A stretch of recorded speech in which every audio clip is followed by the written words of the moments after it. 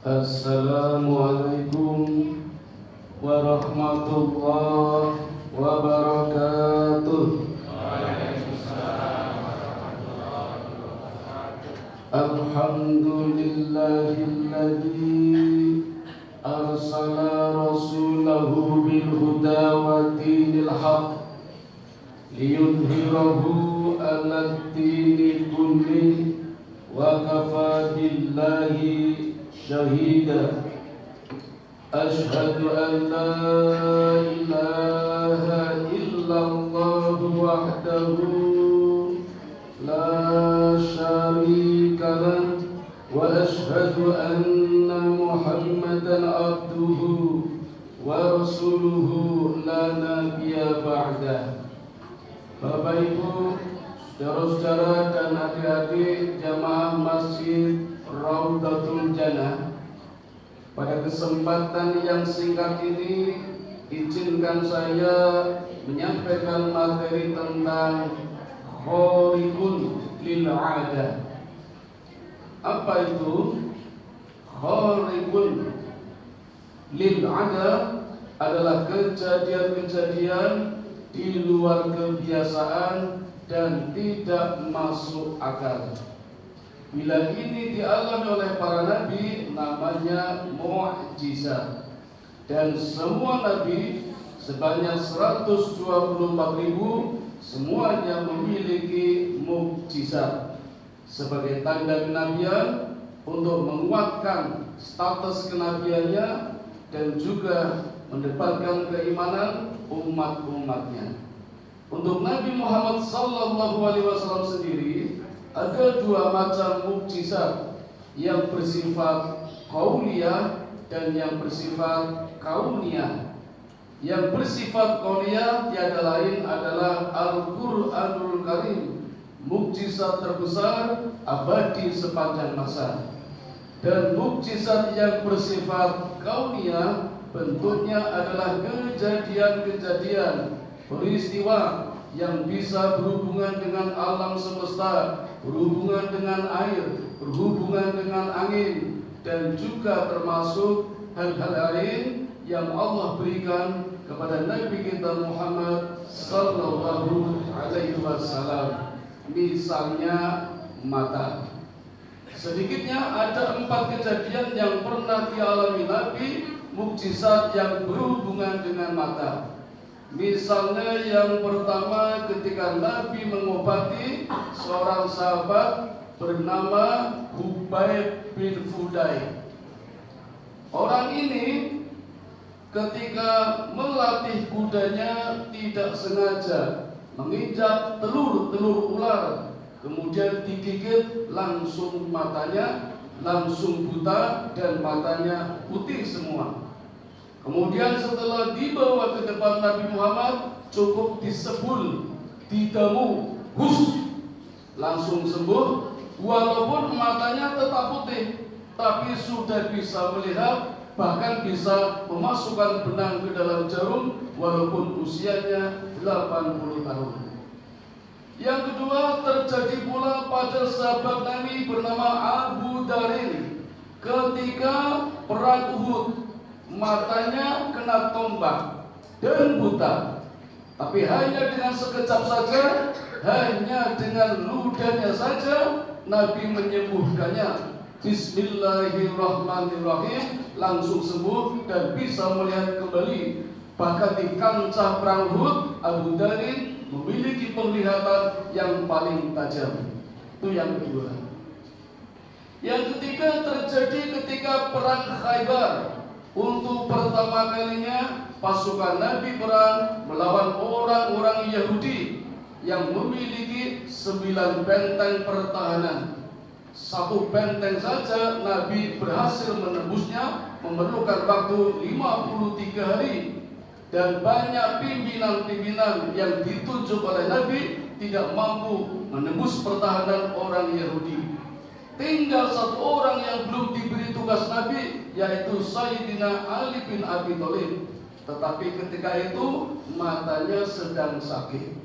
Allah berikan kepada Nabi Muhammad, dan Nabi Muhammad diberikan kepada Ali untuk menyembuhkan matanya. Walhasil dengan sembuh matanya, Ali memimpin pasukannya dan mampu mengangkat pintu gerbang seberat 900 kilo, hampir 1 kintal.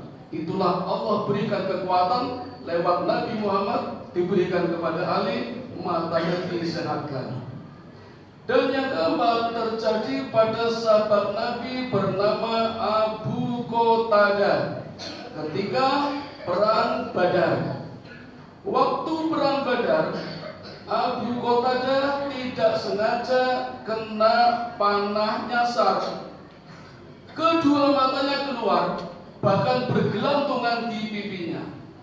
Coba kalau adik-adik mengalami seperti ini, pasti jerit-jerit ini. Abu Qatadah yang tadi niatnya jihad, kedua matanya terlepas, bergantungan, tinggal menyisakan 1 sayatan saja, udah lepas itu matanya. Sehingga beliau duduk, tidak bisa melanjutkan peperangan. Sebagian sahabat memotivasi, "Ya Abu Qatadah, bukankah tadi niat jihad? Ayo lanjutkan jihadnya." Sahabat yang mengatakan, "Abu Qatadah, lepaskan matamu, masuk ke medan perang, surga sudah menunggu." Tapi rupanya Abu Qatadah ingin yang lain. "Bawalah aku ke depan Rasulullah yang ada di tenda." Maka Abu Qatadah dibawa ke tenda Rasulullah. Jauh belum sampai ke tempat Rasulullah, Nabi sudah melihat dan Nabi tersenyum-senyum. Kata Abu Qatadah, "Ini aku matanya lagi sakit." Rasul malah senyum-senyum. Tapi ternyata sampai di depan Nabi, Nabi menawarkan, "Ya Abu Qatadah, aku bisa saja menyembuhkan matamu, tapi tidak ada jaminan masuk surga. Kalau aku mau dan kalau kamu mau, aku tawarkan yang lebih baik. Matamu nggak usah sembuhlah, tapi aku jamin masuk surga."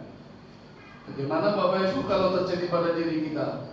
Pilih mana? Matanya sembuh, tidak ada jaminan masuk surga, atau mata tetap sakit, ada jaminan masuk surga? Enggak dijawab. Bapak Ibu, sebelum perang Badar, Abu Qatadah sudah melamar seorang gadis dan berjanji setelah perang akan menikahinya. Pikir, masa nanti setelah perang katanya nggak ada, kemudian menikahi gadis, apa ada yang mau atau jadi mau yang tadinya sudah dilamar?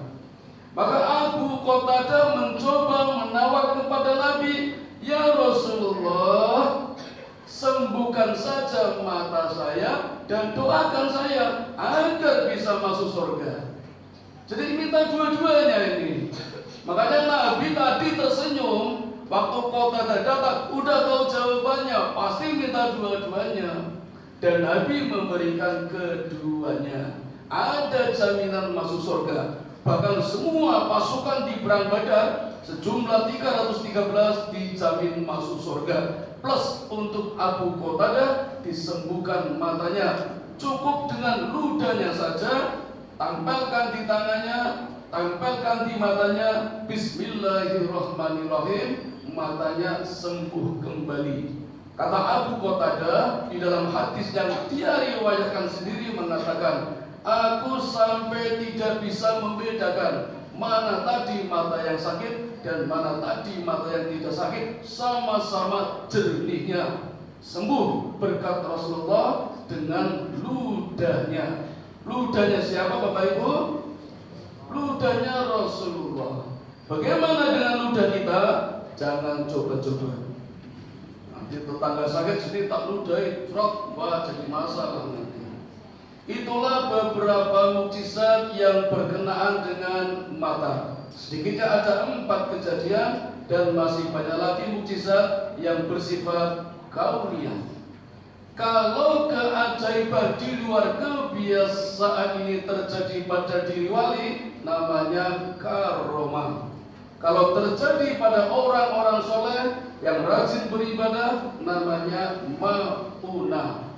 Dan kalau terjadi pada diri adik-adik yang kecil-kecil, yang belakang, dulendean, kan bisa punya keajaiban. Allah berikan bisa saja, namanya irhas. Dan buat kita Bapak Ibu yang biasa-biasa aja bisa mendapatkan khariqul lil ada, namanya keajaiban.